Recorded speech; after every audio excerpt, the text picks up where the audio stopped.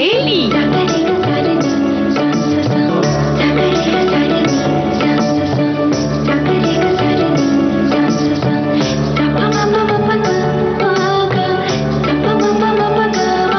सखी सहेली।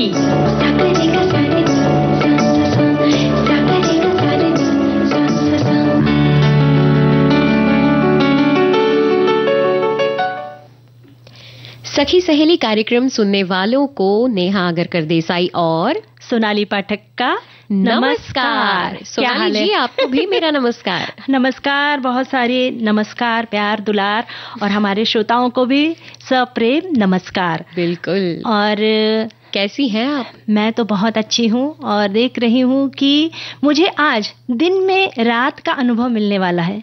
इतनी खूबसूरत अनुभूति मिलने वाली है कि रात में कैसे ना एकदम पूनम का चांद होता है, वैसे नेहा का गोरा गोरा चांद सा मुखड़ा मेरे सामने है। तो मुझे इतनी सुंदर अनुभूति हो रही है कि शब्दों में वर्णन नहीं कर सकती हूँ मैं। बहुत बहुत धन्यवाद तारीफ के लिए। अच्छा लगता है ऐसी तारीफें सुनकर, नहीं?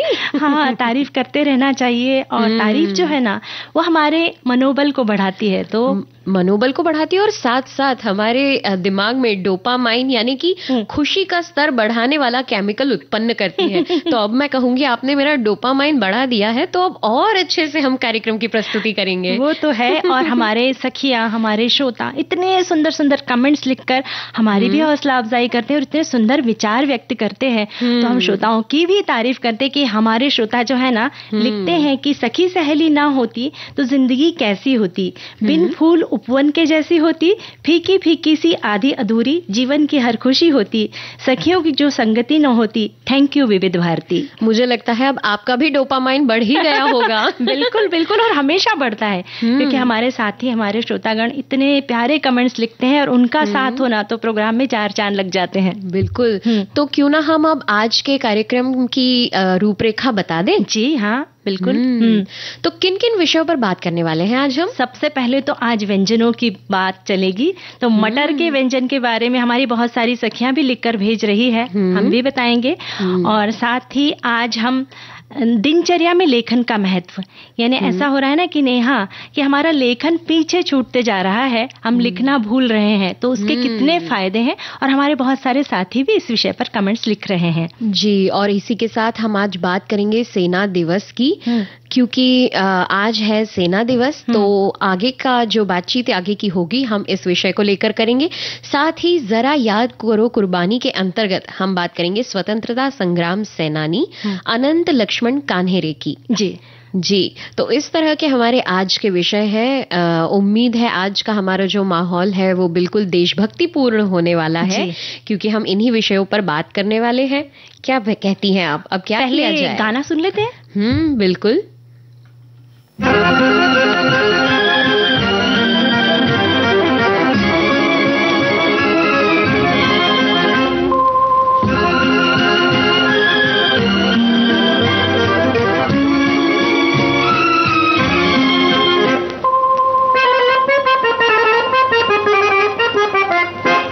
दिल की नजर से, नजरों की दिल से, ये बात क्या है, ये राज क्या है, कोई हमें बता दे।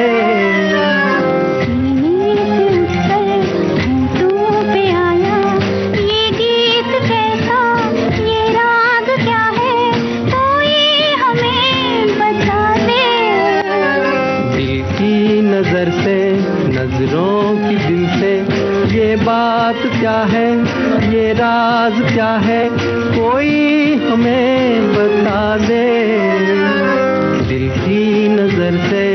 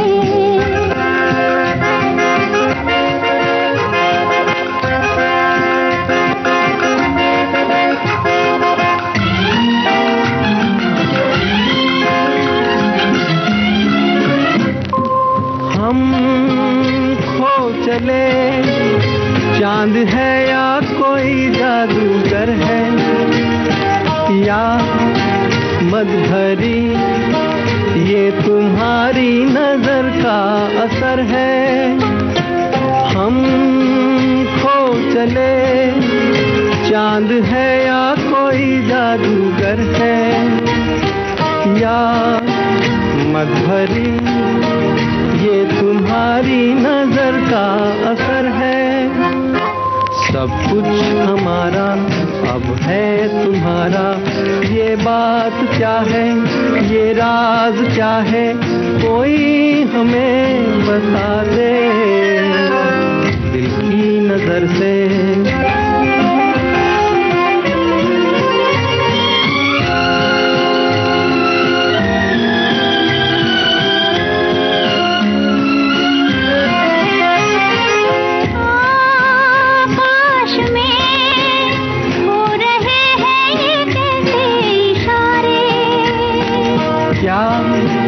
देखकर आज है इतने खुश चांद तारे, आकाश में हो रहे हैं ये कैसे इशारे। क्या देखकर आज है इतने खुश चांद तारे, क्यों तुम पर आए दिल में समाए, ये बात क्या है, ये राज क्या है, कोई हमें बता दे दिल की नजर से, नजरों की दिल से, ये बात क्या है, ये राज क्या है, कोई हमें बता दे दिल की नजर से।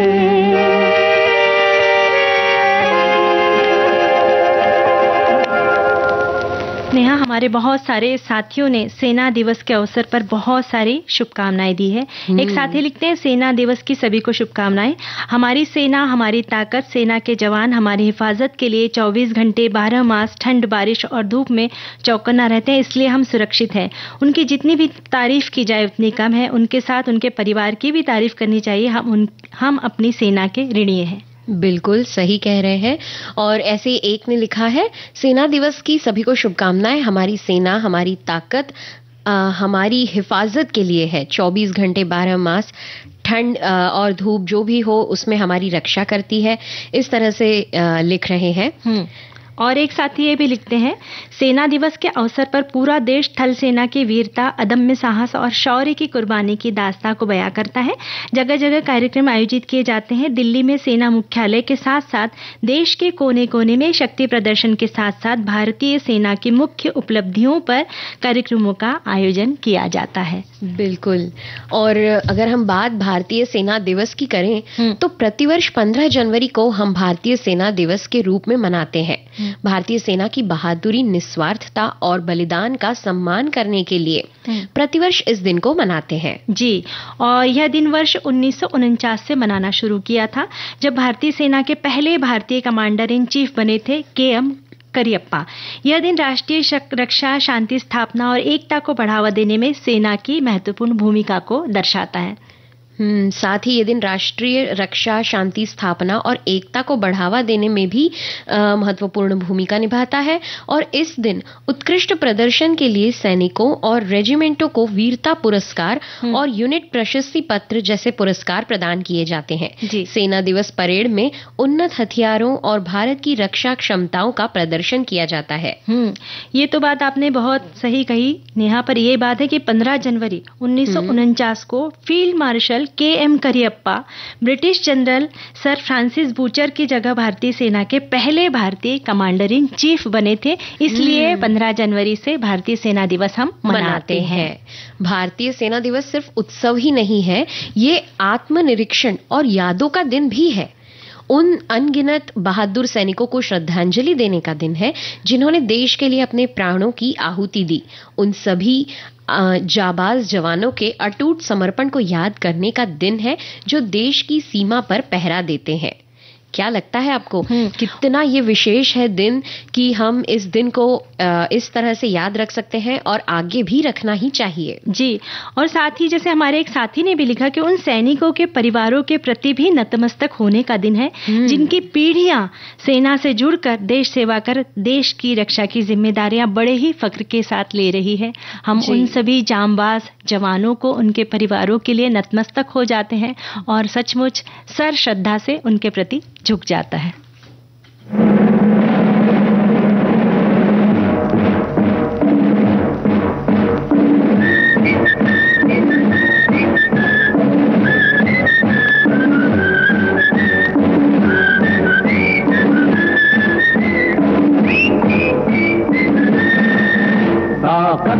वतन की तुमसे है, हिम्मत वतन की तुमसे है, इज्जत वतन की तुमसे है, इंसान के हम रखवाले। ताकत वतन की हमसे है, हिम्मत वतन की हमसे है, इज्जत वतन की हमसे है, इंसान के हम रखवाले। पहरेदार हिमालय के हम नौके हैं तूफान के, सुनकर धर्ज हमारी सीने फट जाते चट्टान के। पहरेदार हिमालय के हम नौके हैं तूफान के, सुनकर धर्ज हमारी सीने फट जाते चट्टान के।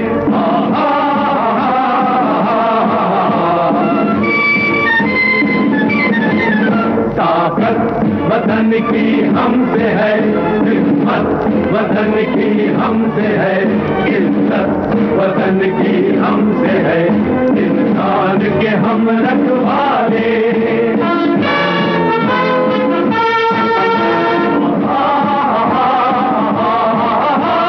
सीना है फौलाद का अपना, फूलों जैसा दिल है, तन में विंध्याचल का बल है, मन में ताजमहल है। सीना है फौलाद का अपना, फूलों जैसा दिल है, तन में विंध्याचल का बल है, मन में ताजमहल है।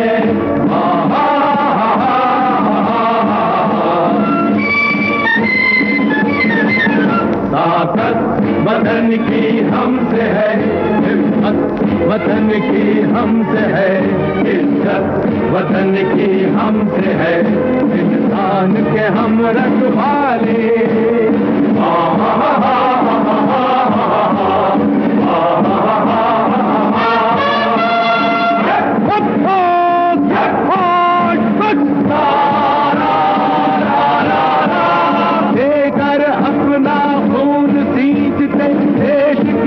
फुलवारी बंसी से बंदूक बनाते हम वो प्रेम पुजारी। देकर अपना खून सींचते देश के हम फुलवारी, बंसी से बंदूक बनाते हम वो प्रेम पुजारी।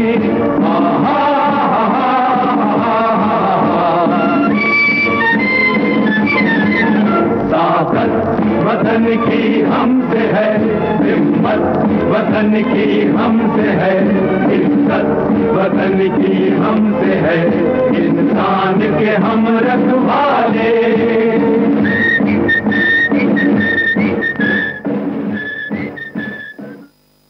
भींगे बालों में बहुत खूबसूरत लग रही हो। देखिए खुद को आईने में, आप हमारे पति बनने लायक नहीं। विविध भारती पर हर रोज दिन में 1 बजे विविध भारती की गीत माला आपके साथ। जन्म जन्म का साथ है तुम्हारा। इस कार्यक्रम में हर पायदान पर होगी आपकी भागीदारी। हम और तुम, तो हम और आप पिरोएंगे गीतों की इस माला के मोती साथ साथ। हम साथ साथ हैं। जुड़े रहिए हमारे साथ विविध भारती के फेसबुक पेज पर। विविध भारती की गीत माला हर रोज दिन में 1 बजे। विविध भारती, आपका जीवन संगीत। हाय हाय। नेहा, हमारे एक साथी लिख रहे हैं, सेना दिवस का मुख्य प्रोग्राम दिल्ली कैंट के परेड ग्राउंड में होता है। सबसे पहले फील्ड मार्शल करियप्पा की याद में इस ग्राउंड का नाम रखा है। परमवीर चक्र, महावीर चक्र और वीर चक्र से, अशोक चक्र से सम्मानित परेड में भाग लेते हैं। मेरी पूरी फैमिली आर्मी फैमिली है। मेरे पिताजी, मेरे छोटे भाई और उनका बेटा आर्मी में। मेरे पिताजी कैप्टन, मेरा छोटा भाई ब्रिगेडियर, वीर चक्र से सम्मानित, उसका बेटा मेजर, 3 पीढ़ी आर्मी सर्विस में। यह हमारे लिए बड़े गर्व की बात है। मैं भी फौज में सिलेक्ट हो गया था, किसी कारणवश मैं फौज में जा न सका। इस बात का आज तक मुझे दुख है। आप सबको सेना दिवस की बहुत बहुत शुभकामनाएं। जय हिंद, जय भारत। और सचमुच हमें आप पर फक्र है। और मैं तो कहूंगी हम आपको नतमस्तक करते हैं यही से कि आप इतनी अच्छे परिवार से, इतने अच्छे बैकग्राउंड से आते हैं। जी, और जब हम बात कर रहे हैं सेना दिवस की, तो आज का हमारा ऐसा ही एक विषय है, स्वतंत्रता संग्राम सेनानी, जिस पर हम बात करेंगे अनंत लक्ष्मण कान्हेरी जी के बारे में। जी, तो इनका जन्म 7 जनवरी 1891 को इंदौर, मध्य प्रदेश में हुआ था। उनकी प्रारंभिक शिक्षा इंदौर में हुई। आगे की शिक्षा प्राप्त करने के लिए वे अपने मामा के पास औरंगाबाद, यानी कि अभी का संभाजी नगर जिसे कहते हैं, वहां चले गए थे। और उस समय अंग्रेजों के खिलाफ क्रांति की भावना जागृत करने के लिए महाराष्ट्र में अभिनव भारत नामक संगठन की स्थापना की गई थी, जो अखाड़ों के माध्यम से लोगों में क्रांति की भावना फैलाते थे। अनंत कान्हेरे भी इस संगठन से जुड़ गए थे। जी, और इसके अलावा सोनाली जी, वर्ष 1909 में जब अंग्रेजी हुकूमत के खिलाफ सामग्री इकट्ठा करने के अभियोग में जब गणेश सावरकर को आजन्म कारावास की सजा सुनाई गई, तो क्रांतिकारी और भी ज्यादा उत्तेजित हो उठे और उन्होंने नासिक के जिला अधिकारी जेवसन का वध करने का निश्चय किया। अनंत कान्हेरे ने इस जोखिम भरे काम का जिम्मा खुद ले लिया। और फिर उसके बाद 21 दिसंबर 1909 को जब जेवसन एक मराठी नाटक देखने के लिए जा रहे थे, तब क्रांतिकारी अनंत कान्हेरे ने उन्हें नाट्यगृह के दरवाजे पर ही गोली मारकर निशाना बनाकर ढेर कर दिया। और अंग्रेजी हुकूमत के द्वारा कई स्थानों पर छापेमारी भी की गई। अनेक लोगों को गिरफ्तार किया गया। राजद्रोह फैलाने के मामले में 27 लोगों को सजा मिली और विनायक देशपांडे, कृष्णाजी गोपाल कर्वे और अनंत लक्ष्मण कान्हेरे को महज 19 वर्ष के उम्र में फांसी दी गई। और इतनी छोटी सी उम्र में शहीद होकर भारत माँ के इस लाल ने भारतीय इतिहास में अपना नाम अमर कर दिया। माँ भारती के सपूत को हम नमन कर श्रद्धा सुमन अर्पित करते हैं। अनंत कान्हेरे जी को लेकर एक श्रोता लिखते हैं, अनंत कान्हेरे ने 21 दिसंबर 1909 को जैक्सन की हत्या कर दी थी। अनंत कान्हेरे को हत्या आरोप में घोड़ों केशव कर्वे और विनायक देशपांडे के साथ गिरफ्तार किया गया। 19 अप्रैल 1910 को अनंत कान्हेरे को फांसी की सजा सुनाई गई, जैसा कि हमने भी अभी बताया। अनंत कान्हेरे खुदीराम बोस के बाद भारत के सबसे कम उम्र के क्रांतिकारियों में से एक थे। अनंत कान्हेरे ने जैक्सन की हत्या करने के बाद खुद की जान लेने की योजना बनाई थी, लेकिन उन्हें पकड़ लिया गया। अनंत कान्हेरे ने कहा था कि उन्होंने किसी की मदद या सलाह के बिना अपने दम पर इस काम को अंजाम दिया है। सचमुच श्रद्धा से सर झुक जाता है। सचमुच आंख भी डबडबा जाती है कि देखिए ना, सिर्फ 19 वर्ष की उम्र में उन्होंने, देखिए उनका जज्बा देखिए, हिम्मत देखिए और माँ भारती के प्रति अपनी श्रद्धा देखिए कि उन्होंने अपनी जान की बाजी लगा दी उसमें। जी, और जिस उम्र में शायद हम सोच भी नहीं सकते कि हमें अभी आगे क्या करना है, हमारी कोई योजना भी खास नहीं होती है, उस उम्र में इतना बड़ा फैसला लेकर अकेले के दम पर इस तरह का कार्य करना अपने आप में बड़ी गौरवान्वित होने वाली बात है। हम उन्हें श्रद्धा सुमन अर्पित करते हैं। जी,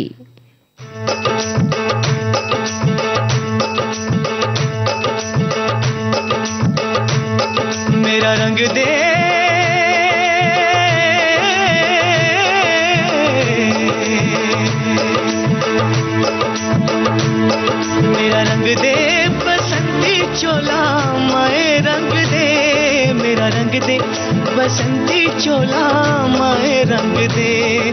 मेरा रंग दे बसंती चोला रंग दे रंग दे रंग दे बसंती चोला माए रंग दे मेरा रंग दे बसंती चोला माए रंग दे मेरा रंग दे बसंती चोला माए रंग दे मेरा रंग दे बसंती चोला रंग दे रंग दे रंग दे बसंती चोला माए रंग दे मेरा रंग दे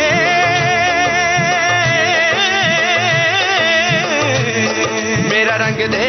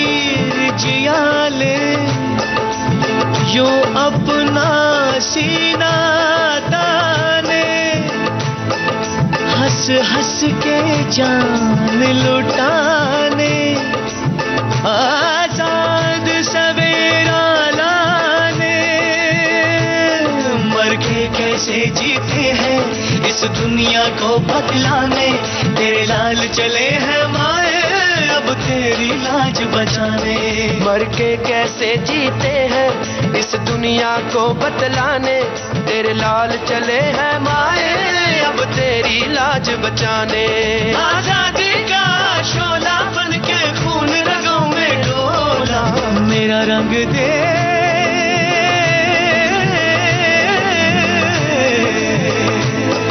मेरा रंग दे बसंती चोला माए रंग दे मेरा रंग दे बसंती चोला माए रंग दे मेरा रंग दे बसंती चोला रंग दे रंग दे रंग दे बसंती चोला माए रंग दे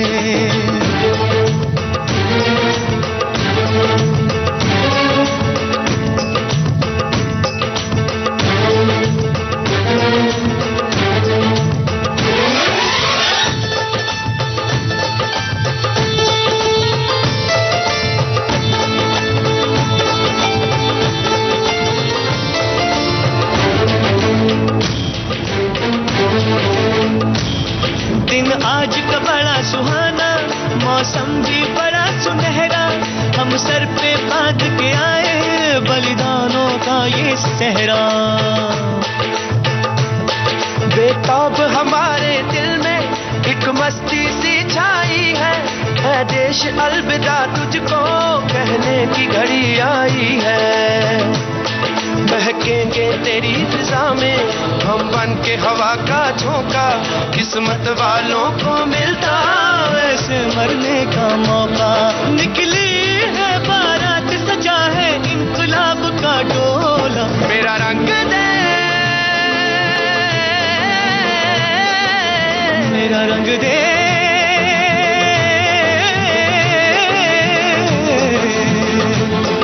मेरा रंग दे बसंती चोला माए रंग दे मेरा रंग दे बसंती चोला माए रंग दे मेरा रंग दे बसंती चोला रंग दे रंग दे रंग दे बसंती चोला माए रंग दे मेरा नेहा एक साथी ने ये भी लिखा है कि आज मुझे अपने दादाजी और स्वतंत्रता सेनानी श्री सिद्धनाथ माधव अगरकर जी की याद आ रही है जिन्होंने स्वतंत्रता संग्राम आंदोलन में आगर खंडवा उज्जैन क्षेत्र से महत्वपूर्ण योगदान दिया। क्या बात है। सचमुच उन सारे परिवारों को और हम सभी को फक्र लगता है कि जब इस परिवार से कोई ऐसा सदस्य जुड़ा होता है। जी बिल्कुल।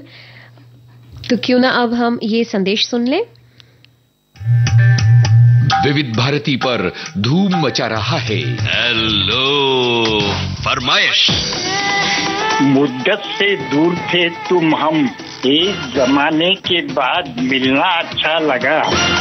जब से ये प्रोग्राम बंद हुए थे ना, सब लोग चर्चाएं करते थे कि विविध भारती से कब प्रोग्राम चालू होंगे। हम लोगों को अब सफलता मिली है तो हमें बहुत खुशी है सर। श्रोताओं की पहली पसंद, पहला प्यार होता है ना, फोन इन प्रोग्राम होता है कि अपनी आवाज करोड़ों लोगों तक पहुंचे। और एक ऐसा रेडियो स्टेशन विविध भारती है कि आवाज श्रोताओं के कानों में गूंजती है। आपको बता दें, हेलो फरमाइश कार्यक्रम के लिए आप भी कर सकते हैं फोन कॉल। रिकॉर्डिंग बुधवार को दिन में 11 बजे से लेकर 1 बजे के बीच। हेलो फरमाइश कार्यक्रम का प्रसारण मंगलवार और गुरुवार को शाम 4 बजे। पुनः प्रसारण बुधवार और शुक्रवार को दिन में 10 बजे विविध भारती पर। हेलो फरमाइश। नेहा, बदलती जीवन शैली के मद्देनजर हम बहुत सारी आदतों को भूलने लग गए। उनमें से एक है लिखना, है ना। पुराने जमाने की बात करें तो जैसे हम पहले डायरी लिखते थे, फिर अपनी दिनचर्या लिखते थे, है ना। उसके बाद कहीं अगर हम घूमने गए, किसी पर्यटन स्थल पे गए, तब हम वहाँ की जो हमने क्या क्या किया, आज यहाँ गए, कल वहाँ पे गए, वहाँ के स्थलों की, यहाँ पर जो वहाँ के जो व्यंजन होते हैं उसके बारे में लिख दिए, ये खाया, ये चखा, या फिर किसी इंसान से हमारी पहचान है तो उस बारे में हम लिखते थे। और साथ ही हम पत्र भी लिखते थे, राखी पर पत्र लिखते थे। और फिर बहुत सारे ऐसे मौके होते थे जब हम पत्रों के द्वारा अपनी सूचनाएं बताते थे, हालचाल पूछते थे। पर अब ये सब बातें ना पीछे छूटती जा रही है। इसके अलावा विशेष टिप्पणियां लिखते थे, जैसे कभी टीवी पर कुछ देख रहे हैं, रेसिपी बता रहे हैं, उसे फटाफट नोट कर लिया। या इसके अलावा ऐसे कुछ महत्वपूर्ण बिंदु, कभी समाचार है, समाचारों में ऐसी कोई चीज, कोई ऐसी सूचना हमें मिल जाती थी, उसे हम तुरंत नोट कर लिया करते थे। तो लिखने के कई बहाने हुआ करते थे ना हमारे पास उस समय। और है ना, जैसे कोई शेर व शायरी हमें बहुत पसंद आई है ना, वो भी हम फट से लिख लेते थे कि अरे हाँ, हम भी इसका इस्तेमाल कर सकते हैं। पर अब ये सब आदतें हमारे पीछे छूटती जा रही है क्योंकि टेक्नोलॉजी हमारे से ज्यादा आगे निकल गई है। अच्छा, आपकी शेर व शायरी कहने से मुझे याद आया, जब मैं स्कूल में पढ़ा करती थी तो उस टाइम हमारी क्लास में कुछ ऐसे बच्चे थे जिन्हें शेर व शायरी लिखना वगैरह पसंद था। खुद से नहीं लिखते थे तो किसी की सुनी हुई, लेकिन वो कॉपी में नोट कर लिया करते थे।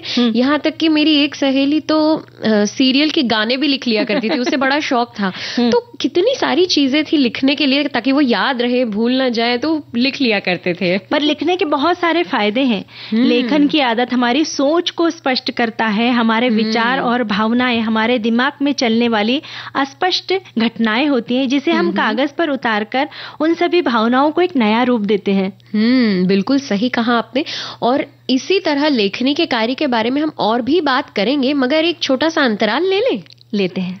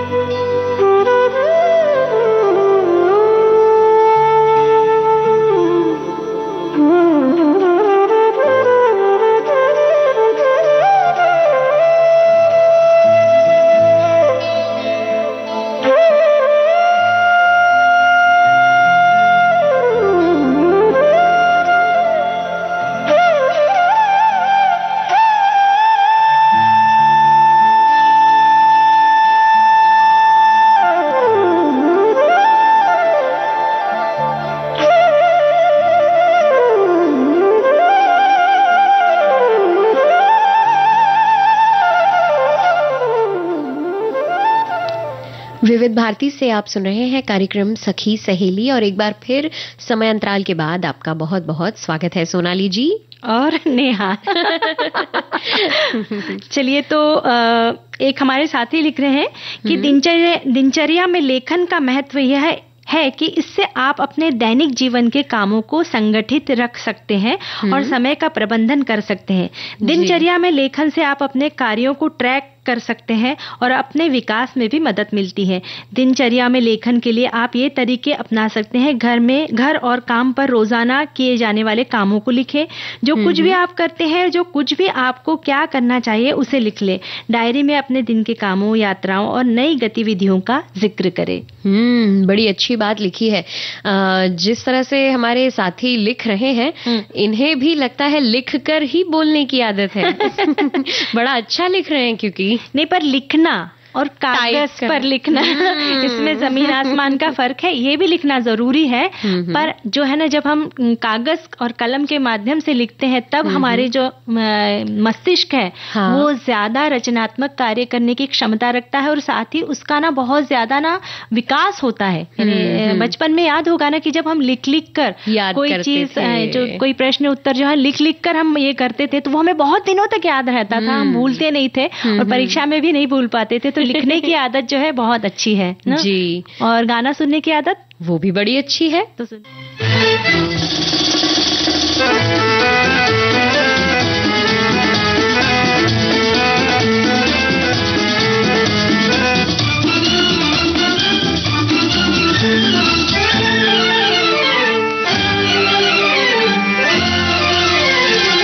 मस्ती भरा है समा, हम तुम है दोनों यहाँ।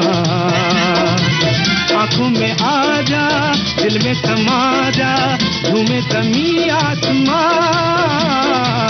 मस्ती भरा है समा, हम तुम है दोनों यहाँ। आंखों में आ जा, दिल में समा जा, झूमे ज़मीं आसमां। मस्ती भरा है समा।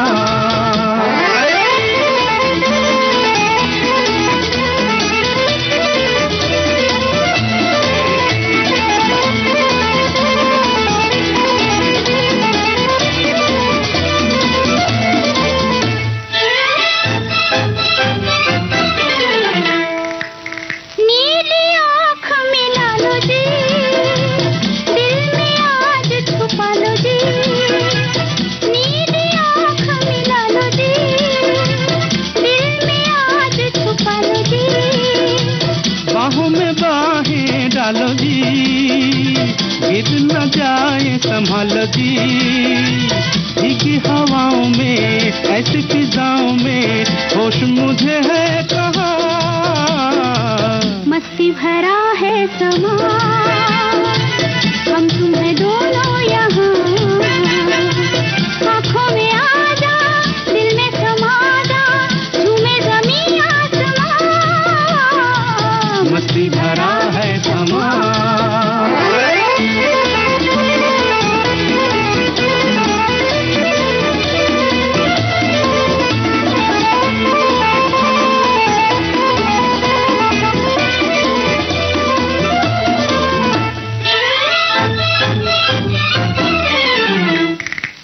प्यार से प्यार सजाए चल, मन की प्यास बुझाए चल। प्यार से प्यार सजाए चल, मन की प्यास बुझाए चल। प्यार का राग सुनाए चल, दिल का साज बजाए चल। पंछी भी गाएंगे, सबको सुनाएंगे, तेरी मेरी दास्तां। मस्ती भरा है समा, हम तुम है दोनों यहाँ। आंखों में आ जा, दिल में समा जा, झूमे ज़मीं आसमां। मस्ती भरा है समा, हम तुम है दोनों यहाँ। आंखों में आ जा, दिल में समा जा, झूमे ज़मीं आसमां। मस्ती भरा है। तो सोनाली जी, हमारे श्रोता लिख रहे हैं कि हमारी दिनचर्या में लेखन का महत्व दिनचर्या में होता ही है। कभी कब आए तो मैंने यही ये भी सुना है कि आपकी दिनचर्या में जो कुछ भी हुआ है, अगर आप उसे लिखते हैं तो आपका मन अचानक ही हल्का हो जाता है, आप बहुत हल्का महसूस करने लगते हैं। इसलिए इस नुस्खे को जरूरी अपनाना चाहिए।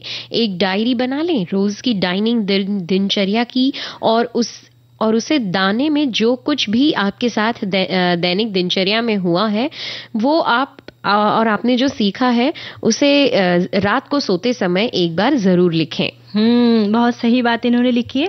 यानी कभी कभी ये बोलते हैं ना कि लिखना तो चाहिए और आकलन करना चाहिए कि मेरे कारण किसी के चेहरे पर मुस्कुराहट आई या मैंने किसी का दिल दुखाया, तो दूसरे दिन लिखते वक्त ये कोशिश हो कि हाँ मेरे कारण आज किसी के जीवन में आनंद के क्षण आए।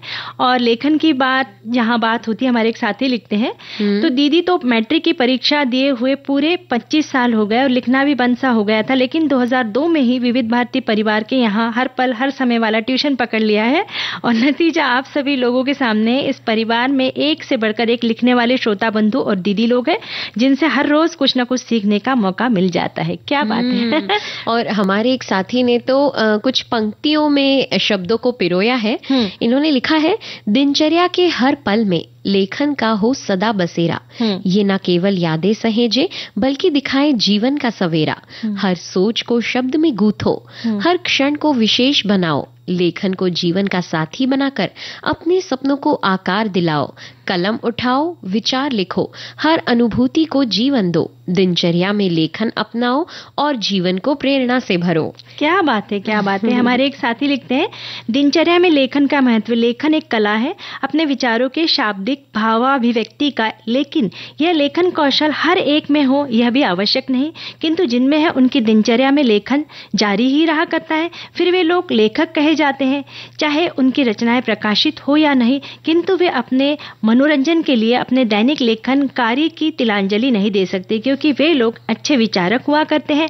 ऐसे में कवियों और गद्यकारों की गणना की जाती है। तुलसीदास जी ने तो अपने मनोरंजन हेतु रामचरितमानस की रचना की। ये अपने लोकप्रिय होने के लिए नहीं, अपितु अपने आद्वाहन हेतु लेखन कार्य को अपने दिनचर्या में शामिल किए रहते हैं। यानी लेखन कितना महत्वपूर्ण है, ये हमारे सारे साथी लिखकर भेज रहे हैं जी। और एक ने ये तक लिखा है कि अभी तक मैंने लिखना पढ़ना छोड़ा नहीं है, जब तक है सांस। विविध भारती कागज पेन पेंसिल का साथ अनमोल मंत्र अपनाया है।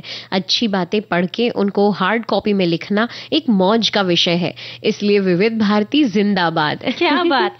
एक हमारे सखी लिखते हैं कि लिखने की आदत छूट ही गई, पर अभी भी मैं अपनी दिनचर्या में कुछ विशेष खर्च, लेन देन, दूध बिजली का बिल का हिसाब किताब जरूर लिखती हूँ। कुछ विशेष संदेश विविध भारती पर लिखना होता है तो भी मैं लिखती हूँ। घर के घरेलू सामान घटने बढ़ने पर पहले मैं उन्हें मोबाइल में लिखती हूँ और फिर बाद में उस कागज के पुर्जा को दुकान में देती, यानी कागज पर लिख के दुकान में दे देती हूँ। ये भी बहुत अच्छी बात है। कुछ लोग है ना अपने घर में ना छोटा सा ब्लैक बोर्ड या व्हाइट बोर्ड रखते हैं और कोई भी घर का सामान अगर खत्म हो गया तो उसमें किचन में रखा होता है, उसमें पेन के माध्यम से लिखे कि ये चीजें खत्म हो गई है, ये चीजें खत्म होने वाली है। तो ये भी एक बहुत अच्छी आदत है जिसके माध्यम से, या फिर कोई लोग लिखते हैं कि इनके घर में फलाने दिन जाना है, हमें जन्मदिन है या इस दिन शादी है, तो वो भी लिख कर रखते हैं। तो ये है ना हमें सामने दिखता रहेगा, किचन में है या फिर ड्राइंग रूम में रहेगा तो हमारे आंखों के सामने दिखता रहता, हम भूलते भी नहीं है, जिससे हमारा मस्तिष्क भी कार्यरत रहता है जी। कैलेंडर में भी लोग लिख लेते हैं कि किस दिन क्या, जब बहुत ज्यादा हमारा शेड्यूल बिजी हो जाता है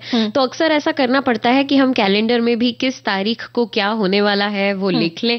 ऐसा करने से हमारी याददाश्त भी अच्छी रहती है और मान लीजिए अगर हम भूल जाएं तो हमारे पास कैलेंडर में लिखा भी रहता है। लेखन से कल्पना शक्ति में भी विकास होता है। बिल्कुल जाहिर सी बात है कि जब हम लिखते हैं कोई भी चीज, किसी भी विषय को लेकर, तो हम अपनी कल्पनाओं के आधार पर सोच कर कल्पनाएं करके कि इस स्थिति में क्या हो सकता है, क्या होना चाहिए और ये स्थिति कैसी होगी, इस तरह के अलग अलग बिंदुओं पर विचार करके हम लिखते हैं। तो जाहिर सी बात है कि ये हमारी कल्पना शक्ति में भी विकास लाता है और उन कल्पनाओं के माध्यम से, पंखों के माध्यम से हम कितनी दूर की सैर भी कराते हैं ना। एक पल में यहाँ तो अगले पल अमेरिका। जी। और एक हमारी सखी लिखती है कि मैं भी जो स्कूल में पढ़ रही थी उस समय शायद 10वीं या 11वीं क्लास में थी। मेरी क्लास में एक लड़की रात को रोज डायरी लिखा करती थी, एक गतिविधियों को लिख लेती थी और रोज बताती भी थी। उस समय हम लोग साइकिक कहते थे, पर आज सोचती हूँ कि वो कितनी सही थी। हम तो दोस्तों की इसी तरह से खिंचाई करते कि क्या है ये पागलपन है, लिखती है, पर बाद में जाके पता चला कि नहीं, लिखने के कितने ज्यादा फायदे हैं। जी। और है ना, ये भी बात है नेहा कि जो है ना लिखने से जैसे जैसे हमारी उम्र बढ़ती है ना, वैसे वैसे हमारी जो है ना स्मरण शक्ति जो है, हमारी मेमोरी, वो कमजोर होती जाती है। पर जो लोग लिखते हैं तो उनकी स्मरण शक्ति यानी मेमोरी बहुत स्ट्रांग रहती है, अच्छी रहती है। तो लिखते रहिए।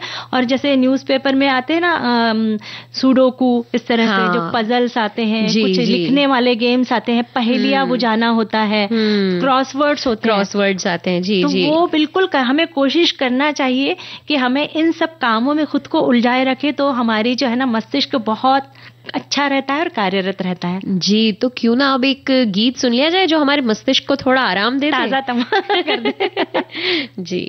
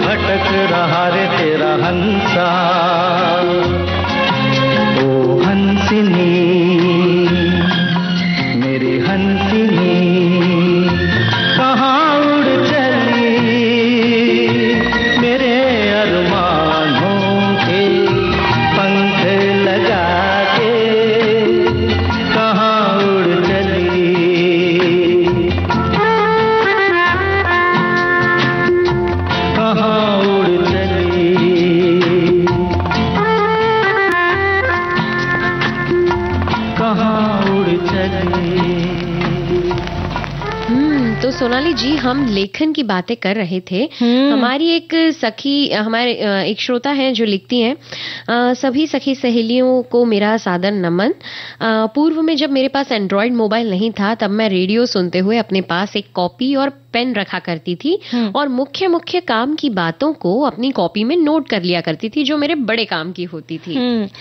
एक हमारे साथी लिखते हैं कि मैं कई बार सोचा प्रतिदिन डायरी लिखूं, किंतु डरता हूं कि किसी बात से अपने नाराज ना हो जाए। तो बस हम ये उन्हें एक टिप देंगे कि सकारात्मक बातें ही लिखिए जी, क्योंकि नकारात्मक बातें जब लिखेंगे तो हमारे दिमाग में भी वो उसका गहरा असर छोड़ सकता है। तो बस आप जो अच्छा अच्छा है वही लिखे तो लोग भी खुश हो जाएंगे। और जिस तरह हम कहते हैं ना कि अच्छा सोचोगे अच्छा होगा, तो जब आप अच्छा सोचेंगे तभी आप अच्छा लिखेंगे, और जब आप अच्छा लिखेंगे तो अपने आप कुछ समय बाद आपके साथ अच्छा होगा। प्रकृति का जो नियम है, आकर्षण का नियम जो है, वो यही कहता है कि जिस तरह हम सोचेंगे वैसा होगा। जैसा हम कई बार बोलने के लिए भी कहते हैं अच्छा बोलोगे अच्छा होगा, उसी तरह खुद के लिए भी अच्छा सोचना जरूरी है और अच्छा लिखना उससे भी ज्यादा जरूरी है। हमारे एक साथी लिखते हैं, लिखना मेरा शौक है और मैं 56 वर्ष की उम्र में MSW की पढ़ाई कर रही हूँ। क्या बात है, क्या बात है। और लिखने की बात चल रही है तो हमें भी अपने स्कूल टाइम की याद आ रही है। कई बार हम बैठे होते थे तो हमारी एक सहेली, उसकी राइटिंग ज़्यादा अच्छी नहीं थी तो अक्सर हमसे लिखवाती थी, पर आजकल तो हम ही लिखना भूल गए हैं। हमें तो अब बोलना और सुनना अच्छा लगता है, उससे काम करना थोड़ा आसान होता है। पर है एक डायरी है हमारे, उसमें हम हमारे गुरुजी कुछ बहुत अच्छी बातें बताते हैं तो हम घर आकर लिख लेते हैं, फिर जब उसकी ज़रूरत पड़ती है तो हम उस पर अमल ज़रूर करते हैं। ये बहुत ज़रूरी बात आपने लिखी है कि लिखते पढ़ते हम बहुत सारी बातें, पर उसे अमल में लाना उतना ही ज़रूरी है। एक साथी लिखते हैं कि डायरी लेखन की आदत मेरी पहले से है। जब भी मैं पर्यटन को जाता हूँ वहाँ किसी खास की बातें मैं डायरी में लिखता हूँ। उसके बाद परिवार में जो भी महत्वपूर्ण बातें होती हैं उसको भी मैं शाम को लिखता हूँ। तो बिल्कुल आप अपना लेखन इसी तरह जारी रखें। ये न सिर्फ मस्तिष्क के लिए अच्छा है बल्कि शारीरिक मेहनत भी हमारी इससे होती है। हमारे हाथ चलते हैं, उंगलियों में पकड़ बनने की जो क्षमता है वो कायम रहती है, और इससे हमारी रचनात्मकताओं में भी वृद्धि होती है। कैसा है कि जब भी हम सोचते हैं कि कुछ चीज लिखें तो हम अपने दिमाग के घोड़ों को दौड़ाते हैं और जैसे ही दिमाग के घोड़े दौड़ते हैं तो हमारी रचनात्मकता में वृद्धि होती जाती है। और इसके अलावा अगर हम लेखन को अपनाएंगे तो थोड़ा सा स्क्रीन का समय भी हमारा कम होगा। क्या कहती है सोनाली जी? ये बिल्कुल सही बात आपने लिखी है। पर जैसे कि अगर आपने कोई रेसिपी देखी तो उसे भी लिखने की कोशिश कीजिए। तो रेसिपी का जमाना, तो क्यों ना आज हम मटर के जो व्यंजन बताने वाले हैं सखियों को, तो उसके बारे में हम जानकारी दें कि हमारी बहुत सारी सखियों ने भी जो है मटर के व्यंजन लिखकर भेजे। तो हरे मटर के समोसे, नमकीन गुजिया, मटर उबाल ले, अब इसे दरदरा कर ले, 1-2 चम्मच साबुत मटर भी रहने दे, कढ़ाई में तेल डाल के जीरा हींग का तड़का डाले। अब इसमें आप बारीक कटा हुआ अदरक मिर्ची डालकर भून ले, फिर इसमें दरदरा मटर, नमक, हल्दी डालकर इसे भून ले और इसकी नमी खत्म होने तक भूनते रहे इसे। वैसे तो इसे मैदा में ही बनाते हैं, पर आधा मैदा और आधा गेहूं का आटा मिलाकर मुट्ठी बंधने तक उसमें घी का मोयन मिला दे, नमक, कलौंजी, अजवाइन डालकर उसका कड़क आटा गूंथ ले, पूरी बेल के समोसे का कट दे दिया, गुजिया का आकार दे, मध्यम आंच पर तल ले। स्वादिष्ट खस्ता मटर की गुजिया समोसे तैयार है। अगर आप लहसुन प्याज खाती है तो भूनते समय इसमें मिला सकते हैं। आटा कड़क गूंदे, पूरी को बहुत पतला नहीं बेले। मैदे में घी का मोयन डालने से यह ज्यादा खस्ता बनती है, तेल का मोयन डालने पर अच्छी बनती है। तो ये गाना सुन ले। बड़ी ही प्यारी रेसिपी इन्होंने बताई है और प्यारा सा गीत अब सुन लेते हैं।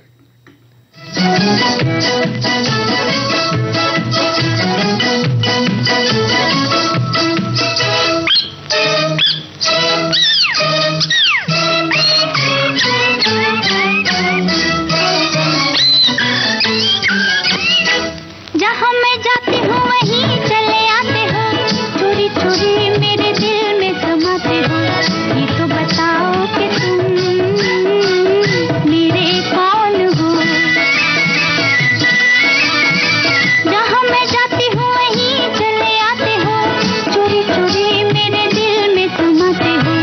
ये तो बताओ कि तुम मेरे कौन हो। दिल की दिल से लगन की ये बात है, प्यार की राह रस्म की ये बात है। मुझसे न पूछो कि तुम मेरे कौन हो।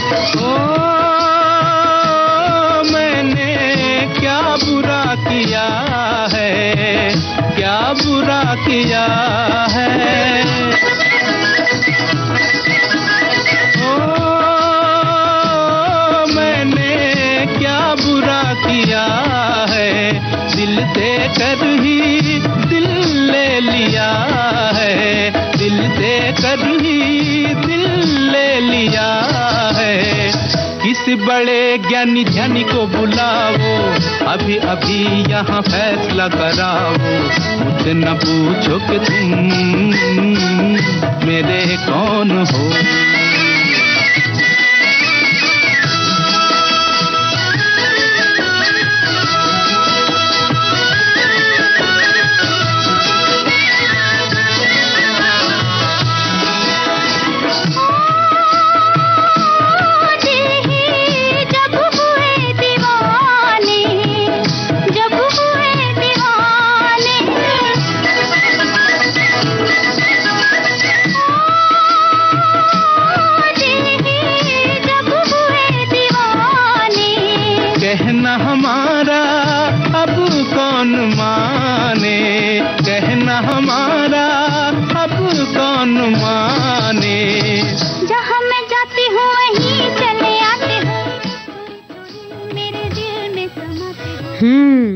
तो बात हम कर रहे थे मटर की मटर के व्यंजनों की।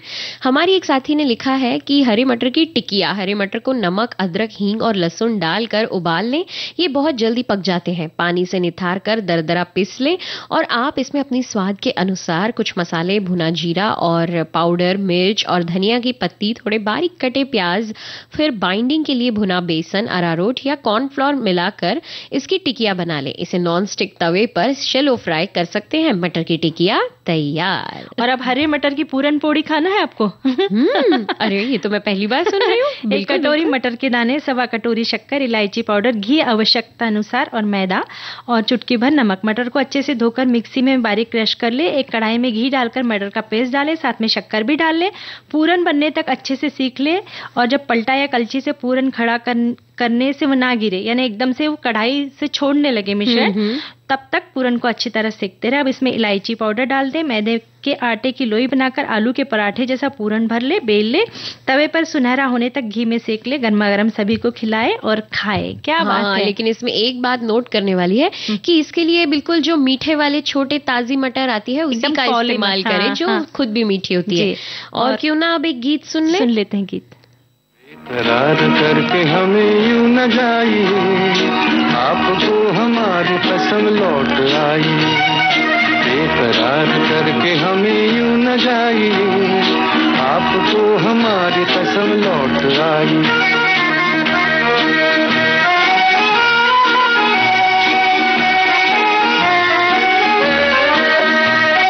देखिए वो काली काली बदलियां, जुल्फ की घटा चुरा न ले कहीं। चोरी चोरी आके शोख बिजलियां, आपकी अदा चुरा न ले कहीं।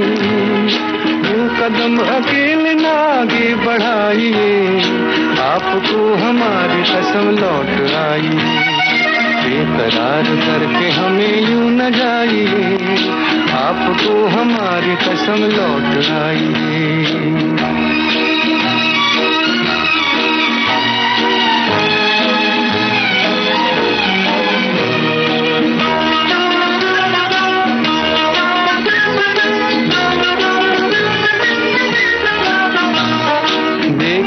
गुलाब की वो डालियां बढ़ के चूम लेना आपके कदम, देखिए गुलाब की वो डालियां बढ़ के चूम लेना आपके कदम। खोए खोए भंवर भी है बाग में, कोई आपको बना न ले सनम। बहकी नजरों से खुद को बचाइए, आपको हमारी कसम लौट आई। बेकरार करके हमें यूं न जाइए, आपको हमारी कसम लौट आई।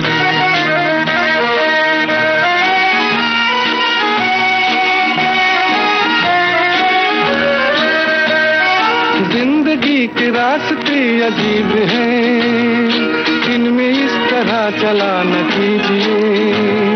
खैर है इसी में आपकी हुजूर, अपना कोई साथी ढूंढ लीजिए। सुन के दिल की बात यूं न मुस्कुराइए, आपको हमारी कसम लौट आई। बेकरार करके हमें यूं न जाइए, आपको हमारी कसम लौट आई। बेकरार करके हमें यूं न जाइए, आपको हमारी कसम लौट आई।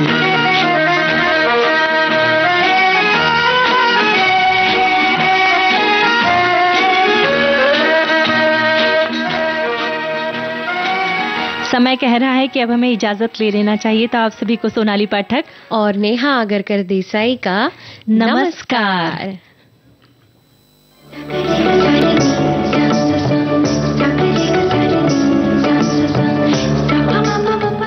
इस कार्यक्रम की प्रस्तुतकर्ता थी अनुश्री पाठक। सखी सहेली।